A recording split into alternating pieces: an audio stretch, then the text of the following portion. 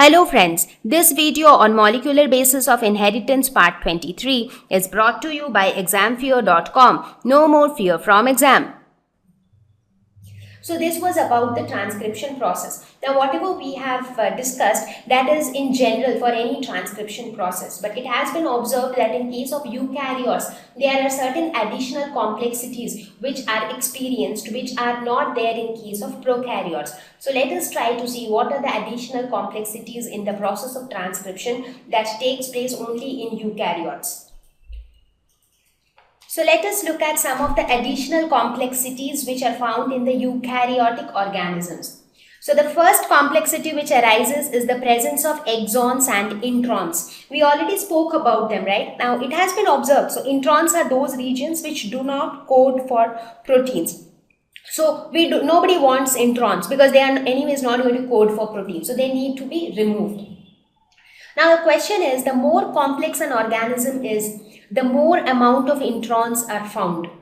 So if it is a very simple organism, it is also possible that there are no introns. For example, in case of prokaryotes, this complexity of exons and introns might not arise because the organism is pretty simple. So you only have exons. So that is like simple enough. But when you go beyond to complex organisms, what happens is you end up having more and more introns.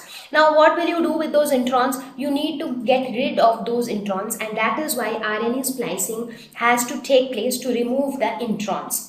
So primary RNA transcripts are non-functional due to the presence of introns, and this is the reason why the initial RNA which is being formed as a result of transcription, they are not functional because there are introns, and introns act as intervening sequences between exons. So exons can code for proteins, but since in between introns are present, so this introns interferes with the functioning of exons, and therefore protein synthesis cannot take place.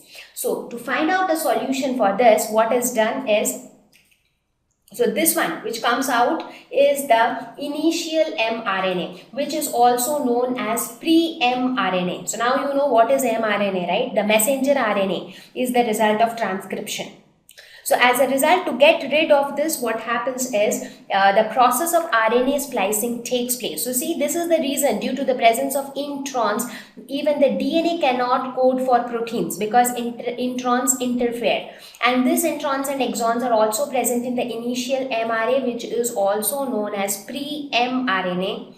And then finally RNA splicing takes place where all the introns are being removed from the sequence. So what you are left with is only the exons which can code for proteins, and this is known as the mature M. So there are a couple of additional things which had to take place in case of eukaryotic RNA.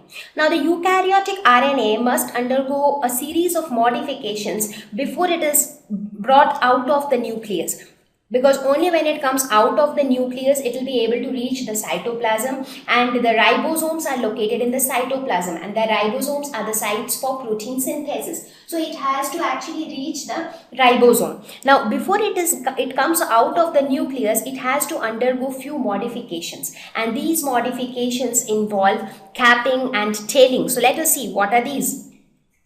So additional modifications to the 5' and 3' ends of the eukaryotic pre-mRNA. So what kind of modifications are these? As the name says, capping. That means to put a cap on something. So let us see. What is capping? So it is addition of a cap to the first nucleotide's 5' end of pre-mRNA. So as a result of transcription, pre-mRNA will be formed. Right? As soon as the pre-mRNA is formed, the 5' end will have a cap-like structure. Now what is this cap which is being added? And in fact, capping is the first modification that takes place in the initially formed mRNA. Now why do we need capping, and what is this capping actually? So this ensures protection to the transcript. Now this is the initial mRNA and it has got very important sequence which is going to decide the sequence of the amino acids, and that is how it is going to help in protein synthesis. So the information which is there in this mRNA is extremely important. So it needs to be protected, and to ensure protection from exonucleases, that means the enzymes which are present outside, which are there, which are located here and there, so they can degrade this unprotected information. It is something like this. Let us suppose if you are carrying some valuables and if you are roaming around at night on the road, the chances that you might be robbed are more, right? But if you are keeping your valuables well protected in a bank, or you are keeping it locked in your house, then the chances of remain protected or the chances of being degraded by somebody else is less. Right? So similar is the case here. In this case also, the initial mRNA which is being formed, that is being provided with a cap on one end, because that 5' end is a free end. So somebody might come and attack on the 5' end. So that is why it is protected by providing a cap, and this process is known as capping. So if protected, it can be utilized in a nice way for protein synthesis. It acts as a recognition signal for ribosomes to bind with mRNA. Also, when it goes out of the nucleus into the cytoplasm, so the ribosome should be able to recognize the mRNA. So the cap also acts as that recognition signal. Cap is formed by methyl guanosine triphosphate. So this is what that constitutes the cap. So the cap is actually this compound. Next is tailing, and tailing is nothing but addition of a poly A tail to the 3' end of pre-mRNA. So the new mRNA which is being formed as a result of transcription, it will have two free ends. One is the 3' end, one is the 5' end. So on the 5' end we add the cap, and on the 3' end we add a tail. So what is that tail made up of? So the tail is essential for mRNA stability. So basically it provides stability to the entire mRNA structure. And why is the tail called poly-A mRNA? So let us see that. So this poly means many, and A stands for the adenyl group. So multiple A groups are being added towards the 3' end. So here you can see this is the mRNA. In the 5' end, cap is added, and towards the 3' end, the poly A tail is added. So now it is well protected on both ends, and also from middle RNA splicing has happened. That means the introns have been removed. So only then we call this mRNA as the mature mRNA, and now it is ready to move out of the nucleus into the cytoplasm. So here you can see in this picture, so first of all, inside the nucleus what happens? RNA polymerase action takes place, and as a result the pre-mRNA is formed. Now as soon as the pre-mRNA is formed, the first step that takes place is the capping occurs. That is, the cap is added to the 5' end. After that, splicing takes place when all the introns are removed, and after that a tail is added to the 3' end, that is the poly A tail, and then you have this which is referred as the mature mRNA. So this is what we mean when we say that transformation from pre-mRNA to mature mRNA, and then this mature mRNA is ready to move out of the nucleus into the cytoplasm. And looking at the cap of this mRNA, the ribosomes which are present in the cytoplasm will be able to recognize the mRNA, and that is how the further process of translation will take place. So these are some of the events which take place in case of eukaryotes, but they do not happen in case of prokaryotes, because in prokaryotes the concept of introns, exons, etc. are not there. So as I said, the tail is formed by many adenine nucleotides, and that is why the name is poly A tail.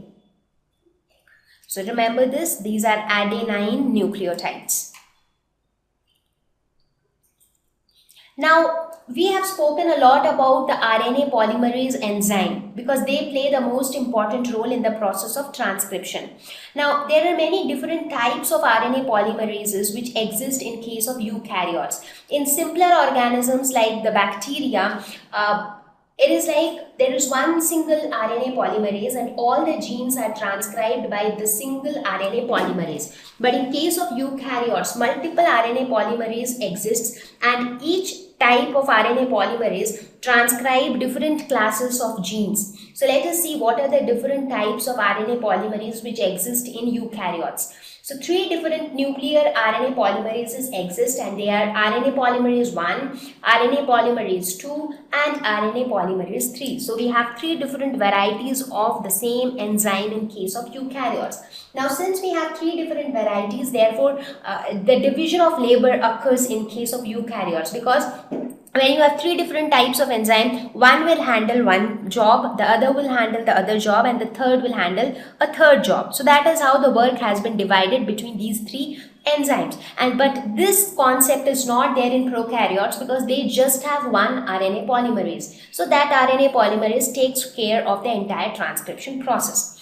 So here RNA polymerase 1 is responsible for transcription of rRNA, that is the ribosomal RNA. So this is taken care by RNA polymerase 1. Now RNA polymerase by default will help in the process of transcription.